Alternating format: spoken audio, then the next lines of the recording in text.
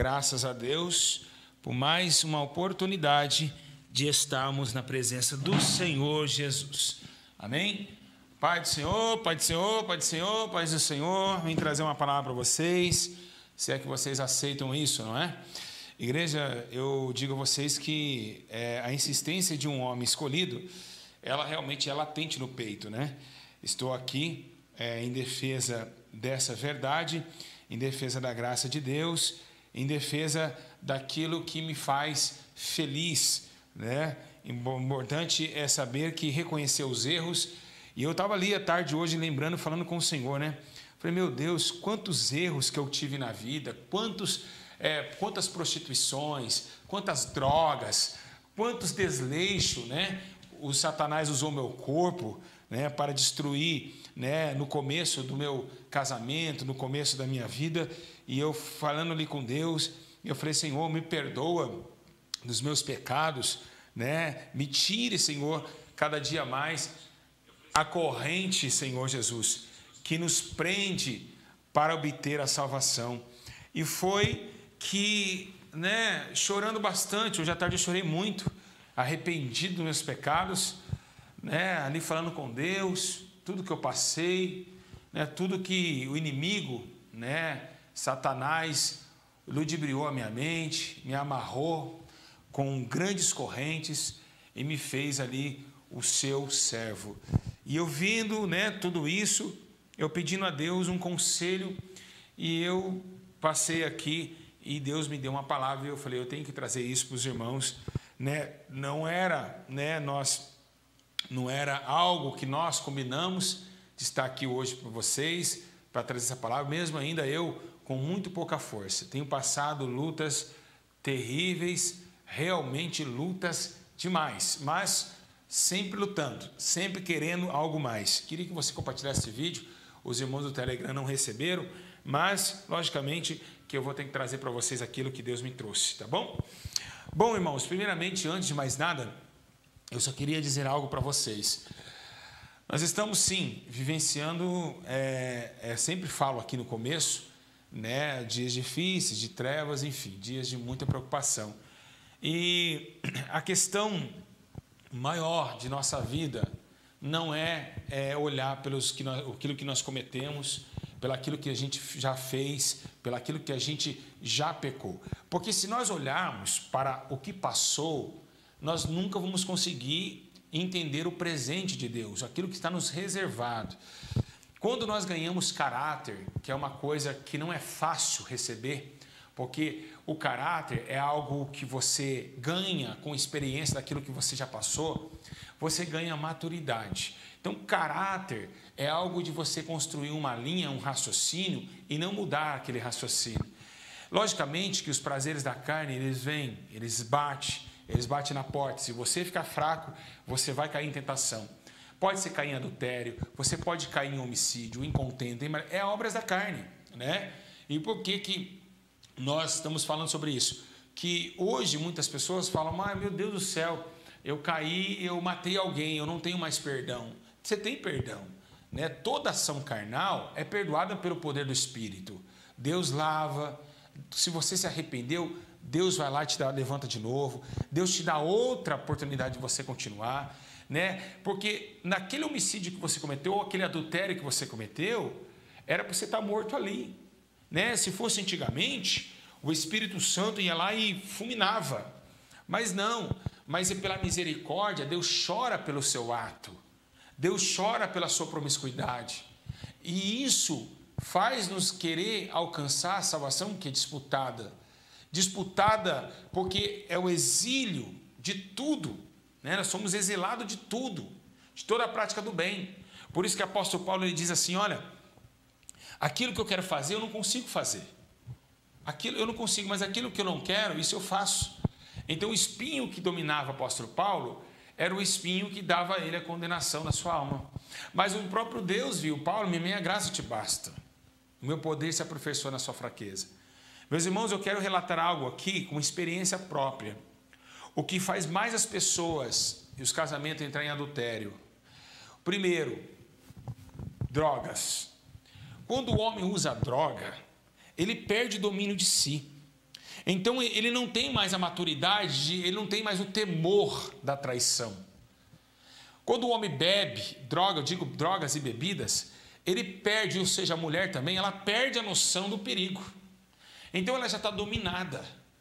Quando se domina, algo se domina no vício, nas drogas, leva a qualquer lugar que eles quiserem, tanto a morte, tanto o adultério.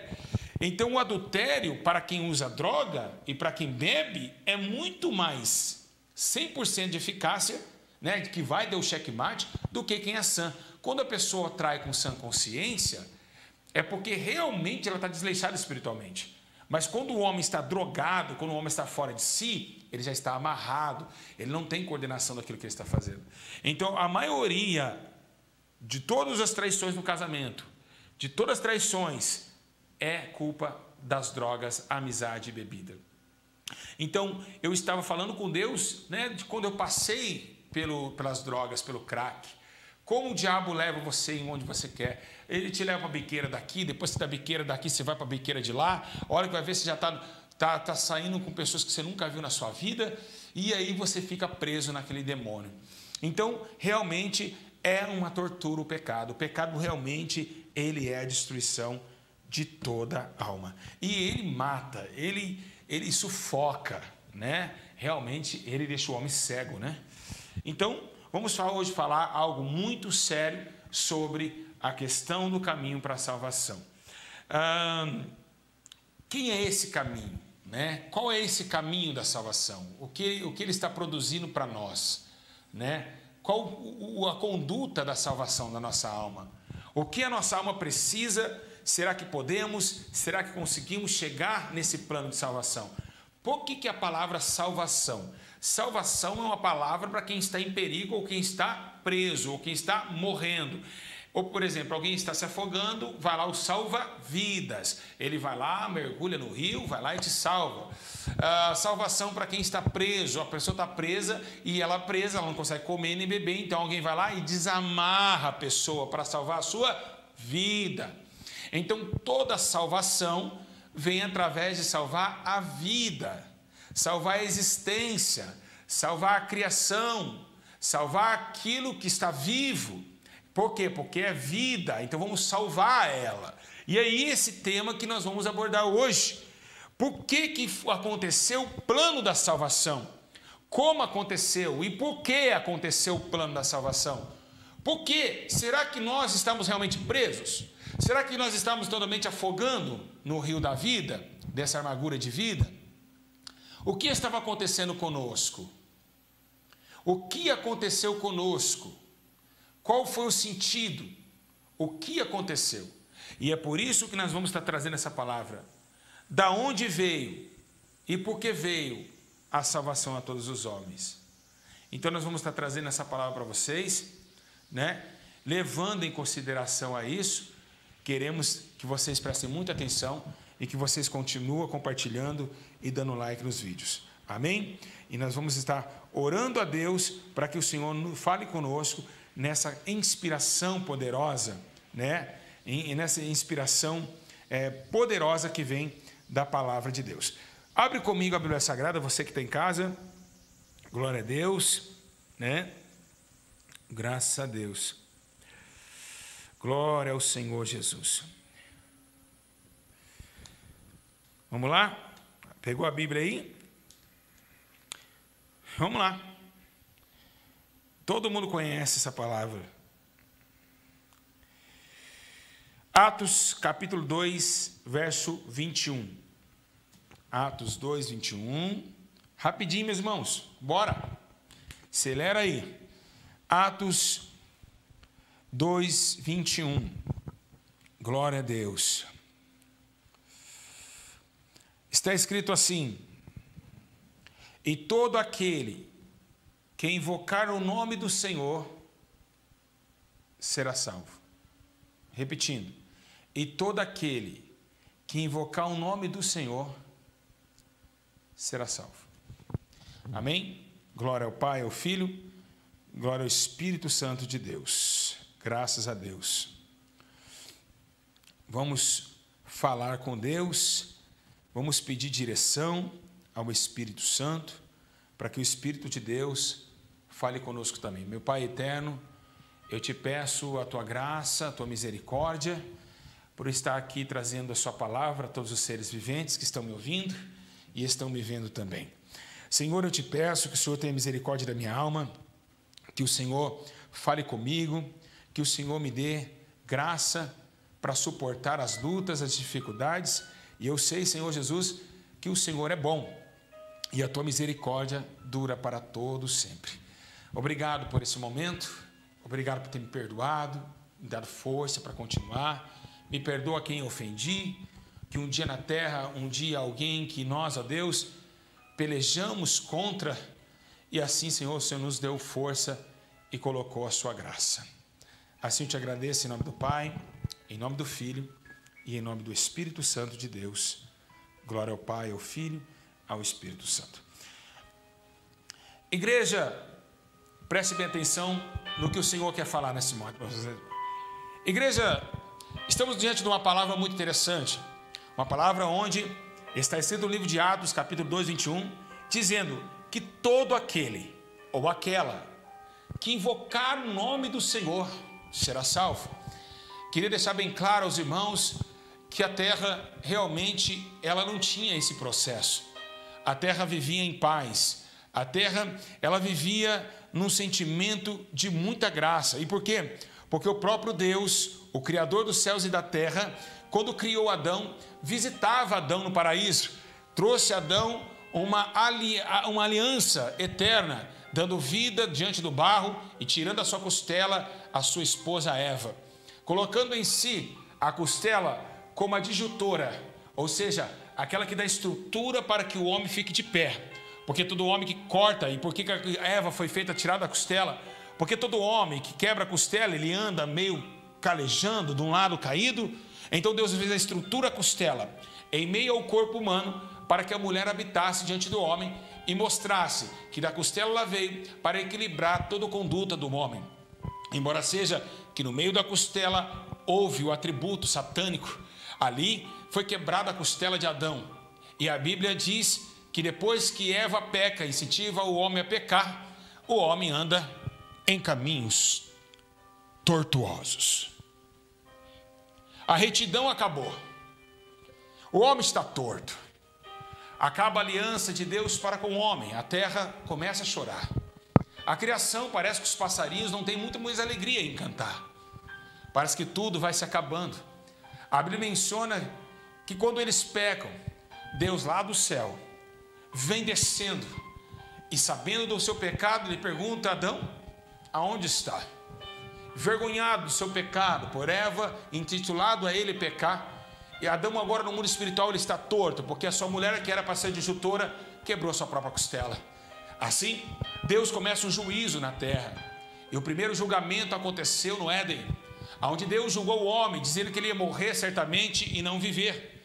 O outro julgamento também que aconteceu na terra, a Bíblia diz que Deus chama Eva e diz que da serpente e a Eva daria uma inimizade. A mulher já não poderia mais ter amizade com a serpente e vice-versa. A Bíblia diz que também quando Deus chama Eva, chama Satanás, o Lúcifer, para conduzir a ele a também um juízo de tributo. A Bíblia diz que a serpente também é julgada e Deus manda ela correr como pó e assim rastejando sobre a terra, e agora chama esse adversário. O adversário esse, e dizendo a ele com muita clareza, dizendo que ele iria pagar o preço um dia de ter corrompido a terra pelas suas mentiras, assim como ele tinha feito no céu. Então Deus chama Eva para um lado e diz: Eva, vem aqui. Chamou Satanás e disse: olha, do ventre dessa mulher que você acabou de derrubar, nascerá um que vai esmagar a sua cabeça. E assim a terra anda em desespero, porque agora o homem é expulso do paraíso. A Bíblia relata que no meio da árvore da vida vem um anjo com uma espada. E assim, quando abre o Éden para a sua escapatória diante das colinas, a Bíblia relata que Adão e Eva é expulso do paraíso. Nasce Caim e Abel, os dois filhos, que outrora, quem sabe imaginando, dizendo: quem é esse Deus que criou os montes e outeiros? Assim, queriam saber qual que foi o motivo da sua criação. E quem sabe Adão e Eva não dá uma escola dominical para eles, dizendo que eles moravam além do Jordão, perto do rio Eufrates, Tigre, e ali, chamado Éden, foi expulso do seu paraíso. Então, Caim e Abel têm uma novidade de vida. Eles começam a olhar para eles mesmos e entender, será que não podemos chamar mais a atenção desse Deus novamente? Será que não podemos nunca mais vê-lo por causa desse pecado do meu pai?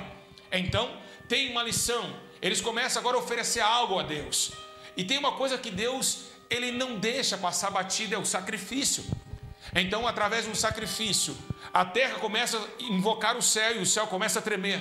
Porque houve um sacrifício.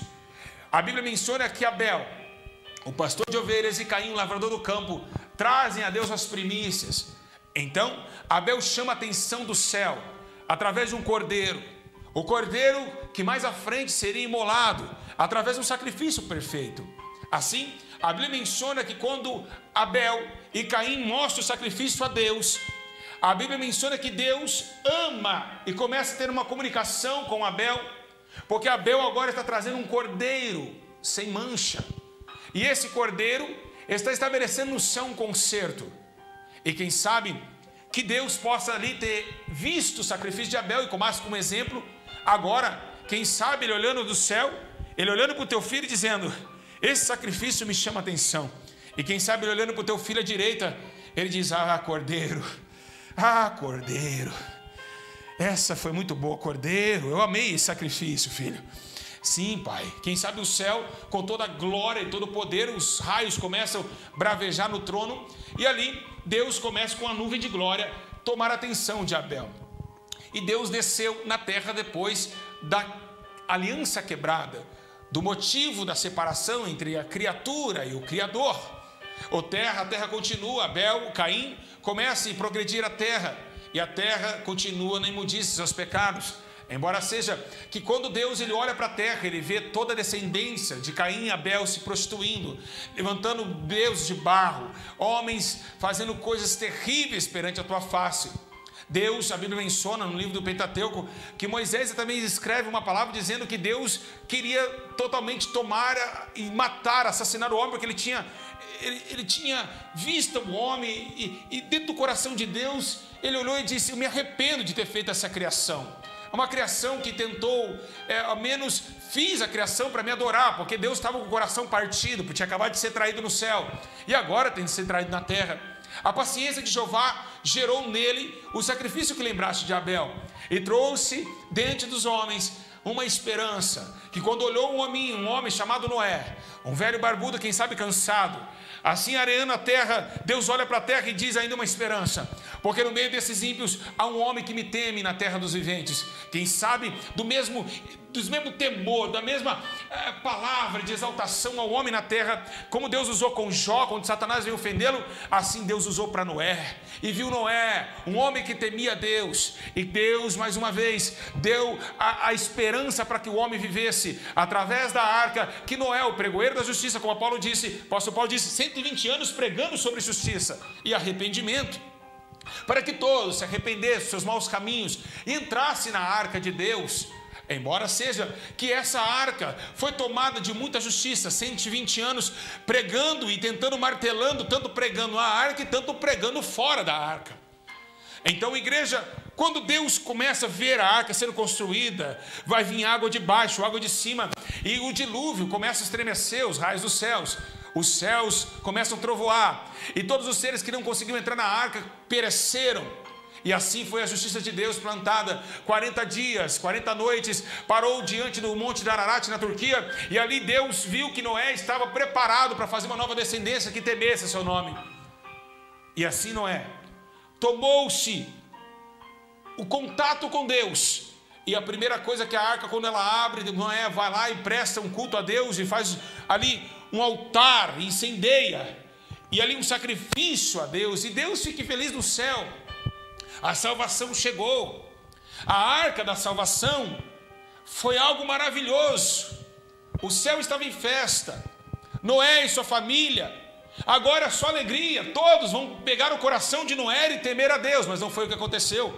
Noé se embriagou, ficou nu diante de seus filhos. Deus não achou legal aquela situação e foi traído mais uma vez. Terceira traição. É a terceira traição. Céu, Eva e Noé. Então a salvação de Deus estava ganhando força dentro do seu coração, mas estava ganhando lágrimas nas suas ações, porque toda vez que Deus queria salvar, Deus entristecia. Toda vez que Deus queria salvar o homem, Deus chorava no céu. E quem sabe essas nuvens de chuvas era a lágrima do nosso Senhor. É esse motivo que nos faz entender como Deus nos ama. Se João um dia olhou e disse: Deus amou o mundo de tal maneira que deu seu único filho, para que todo que nele crê não morra, mas tenha vida eterna, é porque João sentiu a glória de Deus, ao ponto de quando Jesus ele desce para a salvação, há um plano todo estabelecido no céu. Deus então, por sua vez, tem uma promessa com Abraão, chama Abraão e diz para ele que tem uma nação gigante esperando Abraão. Assim Abraão, Isaac e Jacó ganham a descendência da salvação para uma nação. Se Deus viu que não podia salvar o mundo inteiro, Deus estabeleceu para ele um concerto de uma nação. A nação que estaria relatada em cima dos lombos de Jacó em Betel. A nação que lutava com o anjo pelas suas vitórias. A nação de Israel. Quando Deus chama Rabandagashai e Jacó, Deus coloca Jacó. Agora Jacó, presta bem atenção, tu não é mais Jacó não, tu é Israel. Tu é Israel porque ele brigou com Deus. Então Deus coloca em cima de Jacó uma esperança, a esperança de uma nação que temeria o teu nome, que poderia dizer que o Senhor é Deus. Começa Israel a ser formada através de muita valentia, de muitas lutas que Josué, que Moisés enfrentara. Então acontece que o tema de Deus, a Israel cercada, Jerusalém, a noiva, agora começa também a se prostituir, a adorar outros deuses. Deus foi traído pela quarta vez. Dentro de Israel, um povo que Deus chamou por eleito, estava acontecendo o concílio de Satanás, a sinagoga dos seus demônios, levando em consideração as práticas impetuosas que Deus jamais admitiria. Adultérios, fornicações, deuses levantados como instrumento de adoração. E Israel brigando ao ponto de Deus usar uma parábola com Oséias e dizer: se você não sabe o que eu estou passando, Oséias, case com uma mulher adúltera e tem filho com elas, e depois ela vai te trair, você vai ver como que é difícil a minha vida. A vida de Deus, o céu não estava dando fácil. É você amar alguém que não te ama. É você dar de tudo para alguém que não te dá nada. A adoração era dele. Então ela foi ofuscada diante da criação de Israel, aonde Deus colocou como o grande patriarca Abraão, e também pelo dominado coração de Davi, para reinar no meio de um povo que não queria, ao ponto de Deus olhar e dizer: eu fui procurado por um povo que não me encontrava. Eu me deixei se achar para esse povo. Oh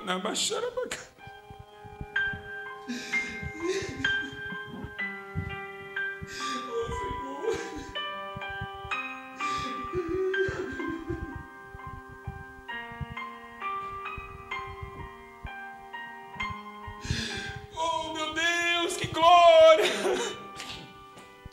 Eu estou sentindo o que Deus está sentindo nesta noite. A quarta traição não foi tão fácil assim. Foi dias de problemas, dias de lutas, de angústia, de dor, de sofrimento. Mas aí, como os profetas já diziam, que a única solução para tocar novamente uma nova aliança que foi quebrada no Éden era o tema de chamar e lembrar que um dia Deus lá no Éden algo fez com que seu coração fosse feliz por alguns momentos, para lembrar que um dia teve um cordeiro no prato de Abel, na pedra de sacrifício de Abel. Então Deus, antes de enviar o cordeiro, ele testa Abraão. Ele manda Abraão subir no monte com o filho Isaac, o único que ele tinha, e diz: Abraão, agora é a hora do sacrifício, coloca teu filho. E quando Abraão foi fazer o cutelo diante de Isaac, um anjo aparece e diz: Abraão! Abraão! Não faça tal coisa.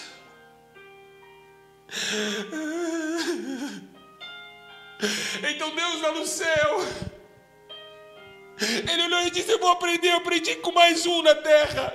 Primeiro o ovelha, o sacrifício de Abel. Agora, se um homem pecador pode dar seu único filho, eu também vou dar o meu. Então Deus juntou a coragem de Abraão com o sacrifício de Abel, e veio Jesus, o unigênito de Deus, o cordeiro sem mancha, o cordeiro que vai ser imolado a qualquer momento, mas no momento que tem todo o propósito e modo, mas vai descer, e como acontece? Acontece que o templo de Israel está tenebroso. O segundo templo, várias divisões do templo antigo, agora tem um segundo templo dentro de Jerusalém. 30 anos se passa, mas antes desse tempo aparece um menino, filho de Isabel e Zacarias, que começa a profetizar no deserto, que arrependei-vos, quem vos ensinou a fugir da ira de Deus? Endireitai os vossos caminhos, as vossas veredas, porque é chegado o reino dos céus. Então, no meio do Jordão, João Batista estava pregando o arrependimento, mas quando vem nascendo esse tempo, o que vem na lembrança não é a pregação de João Batista. Quando vemos a salvação, que vem a lembrança é com uma mulher chamada Maria, o anjo Gabriel aparecendo para ela e dizendo: mulher, tu é bem-aventurada entre as mulheres, vai nascer um filho no teu ventre. Como assim? Eu nunca deitei com homem. Vai nascer e seu nome será chamado Emanuel, Deus conosco, o príncipe da paz, e esse vai salvar o mundo. Então mesmo o anjo, para não confundir José, aparece para ele e diz: olha, não, sua mulher não pecou com ninguém, ela não andou te traindo, o que é gerado dela é gerado pelo Espírito Santo. E ali escreve João com muita alegria e colocando as bolas de salvação em sua sinfonia, dizendo: o verbo estava com Deus, o verbo era Deus, habitou entre os homens e se fez carnes, e vimos a sua glória e podemos tocar na vida.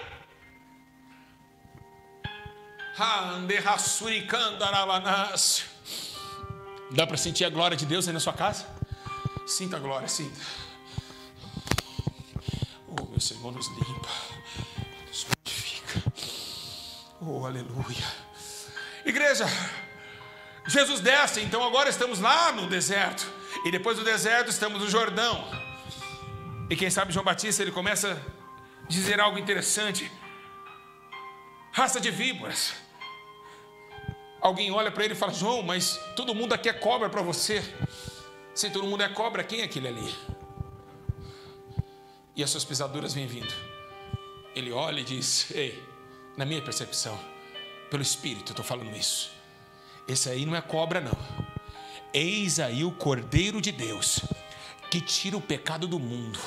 Então Jesus vem descendo, e João diz: eu não sou digno, é esse que eu falava que não era digno, tirar nem pouco as suas alparcas, mas olha, me batizas? Não me batiza, não, peraí, João, para que se cumpra a justiça daquele que manda nos céus e na terra, me batizas tu, para que se cumpra a justiça do Senhor. Quando Jesus é batizado, uma pomba com efeito do Espírito desce sobre Jesus, e descendo sobre Jesus, toma nele o concílio e leva ele ao deserto. Jesus foi triturado, era necessário que tudo isso acontecesse, pois está escrito: pelas suas pisaduras nós somos sarados. Então, as pisaduras de sofrimento trouxe ao homem a perseverança de um dia acreditar que a salvação estava na terra, e que o caminho se abriu a uma terra que não tinha caminho, e que uma luz se acendeu em meio às trevas, e nós vimos uma grande luz. Essa luz, a palavra, que trouxe a todos os homens que estavam cegos, vivenciando este mundo pelos seus prazeres, a entender o caminho da salvação e do plano de Deus. Deus precisou moer teu filho e teve prazer nisso, para levar e trazer a nós todos o cativo, ao ponto de Jesus, na sua primeira pregação, dizer: ei, está escrito algo aqui, eu vou ler: o Espírito do Senhor está sobre mim.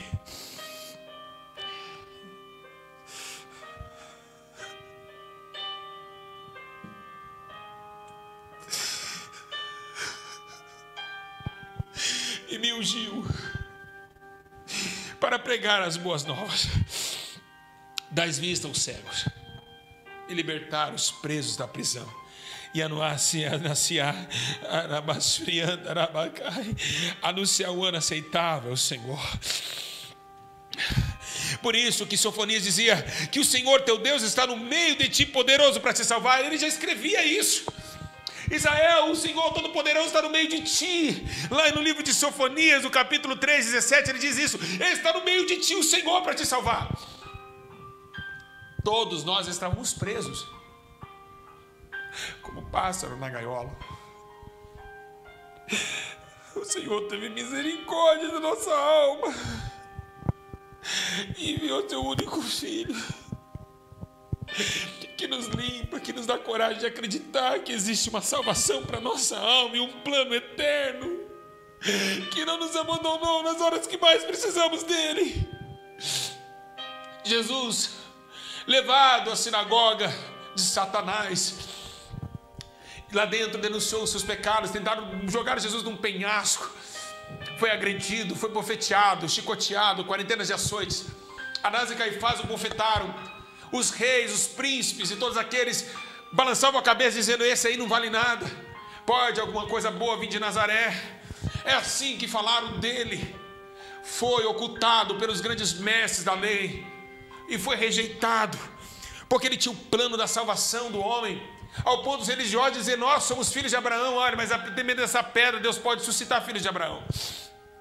E isso fez com que Deus visse o teu filho e sofresse do céu, porque saberia que uma hora ou outra, numa tarde pequena, ou menos cinzenta, Jesus ia subir para o Monte das Oliveiras, porque estava próximo à sua crucificação, e chorando ali, gemendo. A Bíblia menciona que sai sangue, o sangue se anseia e sai antes da hora.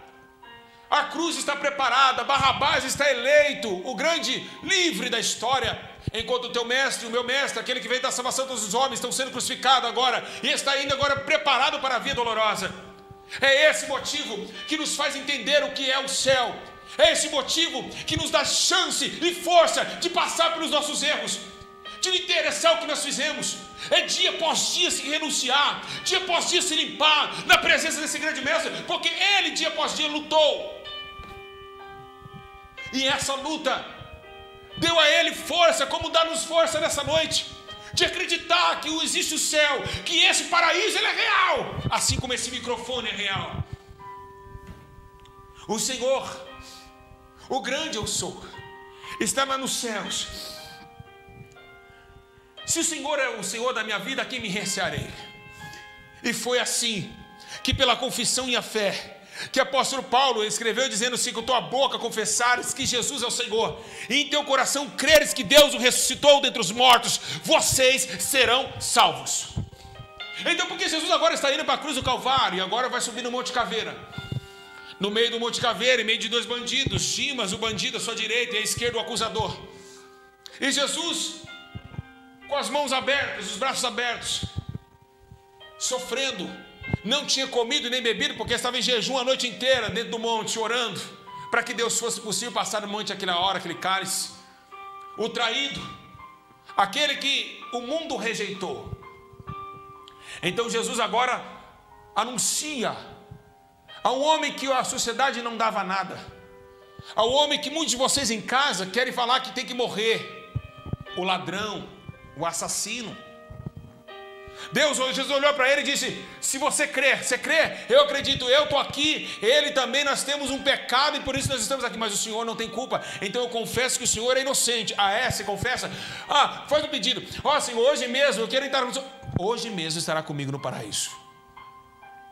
Hoje. Jesus sofreu e padeceu naquela cruz. A Bíblia diz que Deus ele vira as costas para o seu filho. E aonde está escrito isso? Eli, Eli, sabictani, sabictani. Deus meu, por que me desamparaste? E por que Deus desamparou por um momento? Porque Deus não estava aguentando mais o sofrimento do seu filho. Desde Abel ao proceder de Abraão, Deus agora está chorando porque seu filho está sofrendo.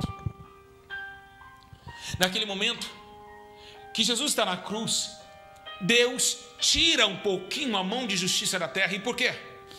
Porque agora Deus, Ele sabe de todas as coisas. Mas Deus não sabia de uma coisa. Vou repetir. Você pode estar em casa, eu estou cheio do Espírito Santo aqui para falar. Você pode estar em casa perguntando: mas peraí, pastor Júlio, peraí. Deus não sabe de tudo? Sabe. Mas uma coisa ele não sabia, ou seja, ele não sentia. Ele que não quis saber, é claro, até aquele momento. Deus não sabia o que era passar dentro da carne, porque Deus é espírito. E agora ele entende por que você chora. Ele entende por que você muitas vezes quer sumir da sua casa, quer meter o pé em tudo, né? Como fala essa palavra, né, tão chata. Mas descer além de tudo, quebrar tudo, chutar tudo, ir embora, sem destino. E é isso que Jesus ele trouxe. Ele trouxe para que você entendesse, para que Deus lá no céu entendesse o que é chorar, o que é sentir dor. Porque Jesus chorou quando Lázaro estava morto. E ele começou a entender a raça humana. E nos trouxe e disse a Deus: Pai, peço que não tire eles do mundo, porque eles são no mundo, mas que livra eles de todo mal, porque não é fácil viver dentro de um corpo pecador. Embora seja o corpo de Cristo, nunca pecou. Mas era difícil, as tentações eram grandes. No deserto foi tentado 3 vezes. Então o plano da salvação, ele veio através do nosso Senhor Jesus Cristo, para salvar os perdidos, para dar luz aos cegos, para fazer os mortos ressuscitarem, ao ponto de olhar e dizer: eu sou a ressurreição e a vida, aquele que crê em mim, ainda que esteja morto, viverá. Eu sou a ressurreição e a vida. Eu sou o caminho, a verdade e a vida. O mundo de morte veio a vida, no mundo de mentira veio a verdade, e no mundo que estava tudo escuro veio a luz e o caminho. Então Jesus veio para anunciar a todos os homens a salvação de todos eles. E não quer, e não tem amor que nenhum deles se perca. Deus não tem amor em ver alguém se perdendo, como você na igreja. Quando um cai, você fofoca da vida dele e diz: olha quem caiu, mas não tem misericórdia e não chora. Se alguém entrar em adultério, aqui no YouTube vira milhões de visualizações. Se um pastor errar, por que Flor de Lis está sendo acusada por vocês? Por que Flor de Lis está acusada por vocês? Vocês não têm amor por ninguém. Mas Deus, Ele não quer que ninguém se perca. Ele não é o amor dEle, não é a paixão dEle ver alguém dessa forma. Ele chora, Ele entristece. E é esse o motivo que o Espírito Santo está longe desse mundo, para atuar de forma que atuava no passado, porque os homens são terríveis, incautos da fé, não tem amor por ninguém, não tem misericórdia. Mas Deus teve misericórdia. Se você não perdoa teu esposo, se você não perdoa tua esposa, Deus também jamais te perdoará. Se você não perdoa o teu próximo, você nunca vai herdar o reino dos céus. Porque o plano da salvação foi por amor. O plano da salvação foi muita graça, foi uma misericórdia para nós não sermos consumidos, porque a sua glória cobriu toda a terra, ao ponto das águas cobrir o mar. E é esse motivo da salvação, o amor imerecido. O homem não merecia, não tinha perdão do seu próximo, mas Deus o perdoou. E se você não perdoar teu próximo, se você não desejar o bem para o teu próximo, jamais tu receberá perdão diante de Deus. O plano foi todo orquestrado. A salvação, que era somente para aqueles israelitas, agora se colocou na banquete dos justos. Agora todos nós gentios recebemos o plano da salvação de Deus. Jesus, o Salvador do mundo. Pois o apóstolo Paulo disse que nenhuma condenação mais há dos seus pecados para aqueles que estão em Cristo Jesus, mas que não anda segundo a carne, mas segundo o Espírito, porque a lei do Espírito de vida me livrou da lei do pecado e da morte. Então esse Jesus, que salvou o mundo através do teu sangue, que nos purifica de todo pecado, um dia ele disse que voltaria para resgatar o povo e levar para Sião perfeita, para a Nova Jerusalém, aonde mana leite e mel, que nossos olhos nunca mais chorariam. Essa salvação, esse plano ainda está aberto para todo homem.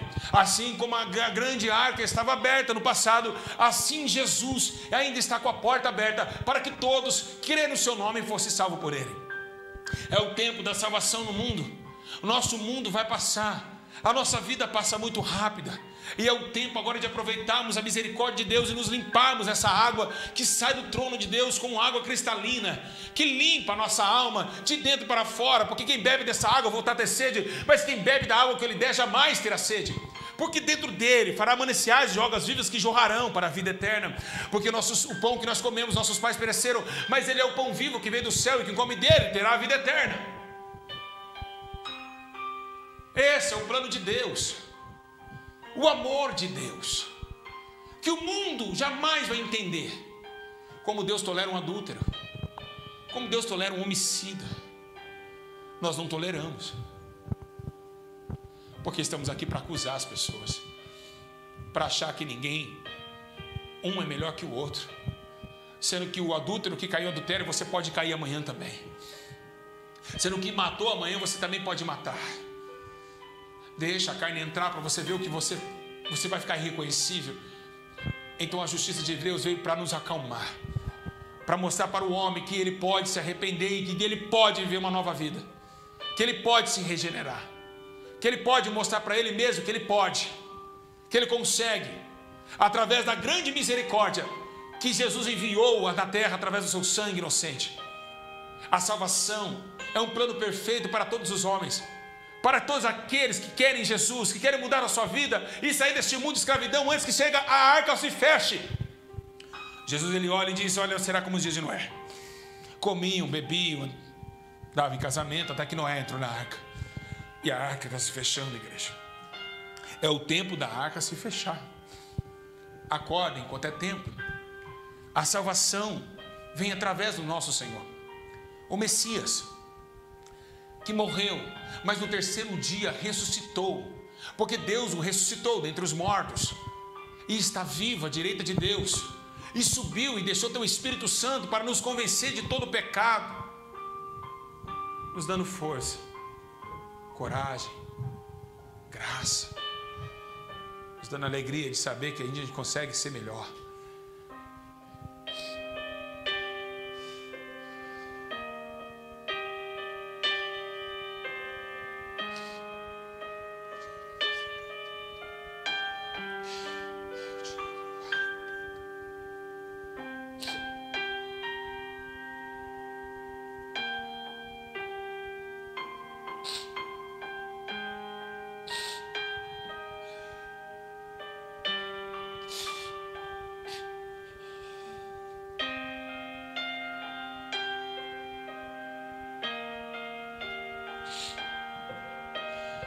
Esse é o nosso Senhor, que nos dá força, coragem, que luta conosco. Então, fazer bem as vossas vocações. Vocês foram eleitos, sejam fortes, porque a salvação, ela é real. Que Deus os abençoe, que Deus os guarde. Porque Deus os perdoou e disse para Israel: Israel, eu apago todas as vossas transgressões, por amor de mim, dos meus pecados eu não vou lembrar vocês, dos seus pecados eu não lembro mais, e dos meus sentimentos de vitória, de misericórdia eu perdoo vocês, e dos seus pecados jamais vou lembrar. Ai,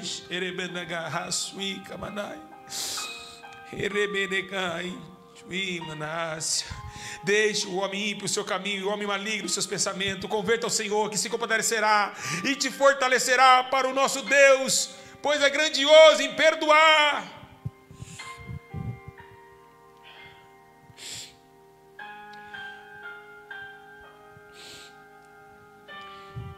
Igreja, foi Ele que disse: este é meu sangue, o sangue da nova aliança, que é derramado por muitos para perdão de seus pecados. Foi Ele que disse isso. Você que está em casa, ainda dá tempo de entrar nessa arca. É uma luta contra o mundo, contra as vontades, contra o raciocínio intelecto, contra as provas da vida. Vocês conseguem. E Jesus acredita em vocês, pois o Filho do Homem não veio para condenar o mundo, mas para que o mundo fosse salvo por Ele. Vou terminar, porque eu não estou aguentando ficar aqui na frente dessa câmera. Que Deus os abençoe a todos, em nome de Jesus. Hora de converter e chorar, pois a salvação está próxima. Que Deus nos abençoe, para a glória de Deus.